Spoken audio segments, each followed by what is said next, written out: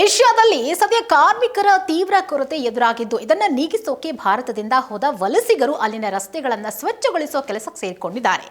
ಇವರಲ್ಲಿ ಒಬ್ಬರಾದ 26 ವರ್ಷದ ಮುಕೇಶ್ ಮಂಡಲ್ ಎಂಬುವರ ಕಥೆ ಈಗ ಸಾಮಾಜಿಕ ಜಾಲತಾಣಗಳಲ್ಲಿ ಸಿಕ್ಕಾಪಟ್ಟೆ ವೈರಲ್ ಆಗಿ ಚರ್ಚೆಗೂ ಕಾರಣ ಆಗಿದೆ. ಈತ ಭಾರತದಲ್ಲಿ ಸಾಫ್ಟ್ವೇರ್ ಡೆವಲಪರ್ ಆಗಿ ಕೆಲಸ ಮಾಡ್ತಾ ಇದ್ದ. ರಷ್ಯಾದ ಸೈಂಟ್ ಪೀಟರ್ಸ್ಬರ್ಗ್ ನಗರದಲ್ಲಿ ರಸ್ತೆಗಳನ್ನು ಸ್ವಚ್ಛಗೊಳಿಸೋದಕ್ಕೆ ಕೊಲೋ ಮ್ಯಾಚ್ಗೋಯ್ ಎಂಬ ರಸ್ತೆ ನಿರ್ವಹಣಾ ಕಂಪನಿ ಭಾರತದಿಂದ 17 ಮಂದಿಯನ್ನ ಕರೆಸಿಕೊಂಡಿದೆ. ಈ ಗುಂಪಿನಲ್ಲಿ ಮುಕೇಶ್ ಮಂಡಲ್ ಕೂಡ ಒಬ್ರು.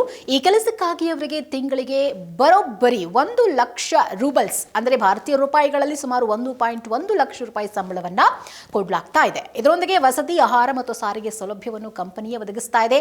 ರಷ್ಯಾದ ಮಾಧ್ಯಮದ ಒಂದರ ಜೊತೆ ಮಾತನಾಡಿದ ಮುಕೇಶ್ ವಿಭಿನ್ನವಾಗಿ ರಿಯಾಕ್ಟ್ ಮಾಡಿದ್ದಾರೆ.